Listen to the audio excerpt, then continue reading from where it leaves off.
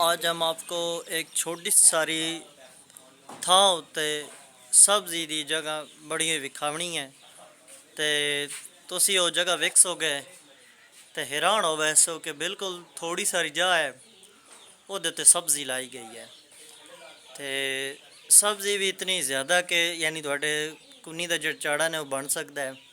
4 ਮਰਲੇ ਦਾ plot ਹੈ, ਉਹਦੇ ਵਿੱਚ ਸਬਜ਼ੀ ਵੀ ਲੱਗੀ ਹੋਈ ਹੈ ਸਾਰਾ, ਯਾਨੀ ਸੈਟਅਪ ਹੈ। ਪਾਲਕ ਲੱਗੀ ਹੋਈ ਹੈ, ਮਿਰਚਾਂ ਲੱਗੀ ਹੋਈਆਂ ਨੇ ਤੇ ਜਾਮਨੂ ਲੱਗਾ ਹੋਇਆ ਹੈ।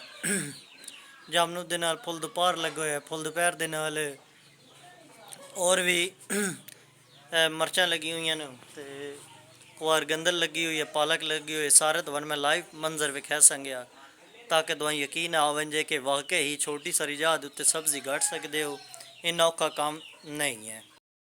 ਇਹਦੇ ਵਿੱਚ ਤੁਸੀਂ ਵੀ ਥੋੜੀ ਸਾਰੀ ਜਗ੍ਹਾ ਆਪਣੀ ਜਿਹੜੀ ਖੋਂਡ ਕੇ ਨਾ ਤੇ ਆਪਣਾ ਤੁਸੀਂ ਇੱਥੇ ਪਾਲਕ ਲਾ ਸਕਦੇ ਹੋ, ਮਿਰਚਾਂ ਲਾ ਸਕਦੇ ਹੋ। ਥੋੜੀ ਥੋੜੀ ਜਿਹੜੀ ਸਬਜ਼ੀ ਹੈ ਨਾ ਘਰੋਂ ਵੀ ਤੁਸੀਂ ਕੱਢ ਸਕਦੇ ਹੋ। ਇਹ ਵੇਖੋ ਪਾਲਕ ਲੱਗੀ ਹੋਈ ਹੈ, ਯਕੀਨ ਮੰਨੋ ਤੁਹਾਡੀ ਜਿਹੜੀ ਕੁੰਨੀ ਦੀ ਪਾਲਕ ਹੈ ਨਾ ਇਤਨੀਆਂ ਸਾਰੀਆਂ ਖੇਲੀਆਂ ਦੇ ਵਿੱਚੋਂ ਵੀ ਬਣ ਵੇਣੀ ਹੈ। ਤੇ ਇਹ ਮਿਰਚਾਂ ਜਿਹੜੀਆਂ ਕੁੰਨੀ ਦੀਆਂ ਬੇਸ਼ੱਕ ਤੁਸੀਂ ਸਜੀਆਂ ਹਰ ਰੋਜ਼ ਇਹਨਾਂ ਤੋਂ ਖੋ ਸਕਦੇ ਹੋ। ਤੇ ਇਹ ਤੁਹਾਡੇ ਸਾਹਮਣੇ ਹੈ पुदीने ਦਾ। ਤੁਸੀਂ जिंजा दिन पठान हमारे पुदीने के बड़े बड़े बाग थे, तुसी अपने आप भाई बड़े बड़े बाग भी ला सकते हो इतनी इतनी जगह ते ए कुआर गंदल है जदन परनीवी वाते परनीवी गंदल सदी सी। ए नाल दे जामनू लगो है, जामनू का बूटा बिल्कुल मछरे हुआ है। ए नाल फुल दोपहर है, फुल दोपहर के नाल अगे ए भी फुल दोपहर ही है। फुल दोपहर के बूटे जोड़े बड़े बड़े हो गए। ਤੇ ਪਾਲਕ ਵੇਖੋ, ਇਹ ਵੱਡੀ ਵੱਡੀ ਪਾਲਕ ਵੀ ਇੱਥੇ ਹੈ। ਪਾਲਕ ਤੁਹਾਡੇ ਸਾਹਮਣੇ ਪਾਲਕ ਤੇ ਇਹ ਜਿਹੜੀ ਨਵੀਂ ਪਾਲਕ ਗੱਡੀ ਹੋਈ ਹੈ, ਇਹ ਸਾਰੀ ਪਾਲਕ ਇਕੱਠੀ ਕੀਤੀ ਹੈ।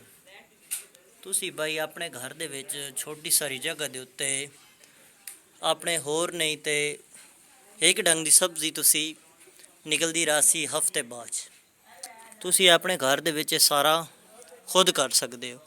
इन्ना मुश्किल काम नहीं है। पानी लाना होवे ते नलके तो लग गया, नलके तो एक लोटा भरिया, ए वेखो नलका भी है। इन्ना खास वड्डा काम कोई नहीं, इत्थों नलके तो पानी भरिया ते तुसी बेशक है धरेक खली है, धरेक नूं भी तुसी पानी दे सकते हो। ते तुसी ये सब्ज़ी वेखो बिल्कुल छोटी सारी जगह दे उत्ते ये सब्ज़ी लगी हुई है ते एडा औखा काम नहीं है। बाकी जो लोग पहाड़ समझते हैं, यह वेखो बिल्कुल छोटी सारी जगह 4 मरले का प्लाट है, वो ऐली थोड़ी सारी जगह के उत्ते सब्ज़ी लगी हुई है।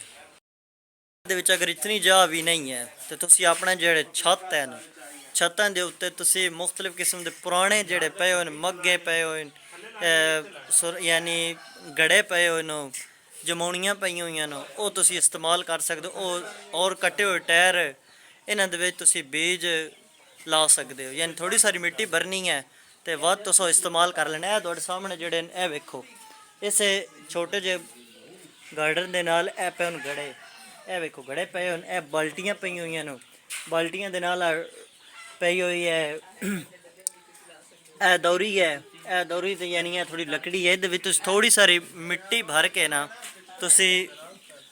तुसी जेड़ा ना अपने घर दे विच सब्ज़ी तैयार कर सकते। नाल छोटे छोटे वेखो ए फुल दोपहर का तुहानूं गमला दिखा रहे हैं। इस तरह के छोटे छोटे प्लास्टिक दे ना, इस तरह छोटे छोटे प्लास्टिक दे लव वैंदे ने, इन्हां कह सकदे छोटे छोटे प्लास्टिक दे लव वैंदे ने डब्बे। उन्हां डब्बियां दे विच बोतलां दे विच दीवारां दे उत्ते तुसीं टंग सकदे हो।